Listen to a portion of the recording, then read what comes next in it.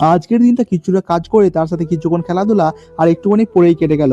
হ্যাঁ, তো আজকে একেবারে দুপুরবেলার দিকে মানে বলতে পারো যখন ১২টা বাজে তখন কিন্তু আমি একবারে ফ্রেশ হয়ে রেডি হয়ে পড়লাম। কারণ আমাকে যেতে হবে এখন একটি কাজে। আর সেই মতো আমি কিন্তু চেতনানিকে নিয়ে বেরিয়ে পড়লাম।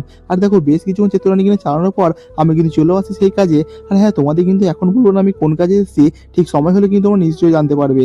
আর তারপরে দেখো সেখান থেকে আসার পর বিকাল হতে কিন্তু আমি চলে আসি এরকম একটি মাঠে, যেহেতু আমি আজকে রোজা রাখিনি তাই একটু ক্রিকেট খেলতে এসেছিলাম। আর দেখো সব ভাইরা মিলে কিন্তু আমরা এখানে বেশ কিছু ক্রিকেট খেলে নিই।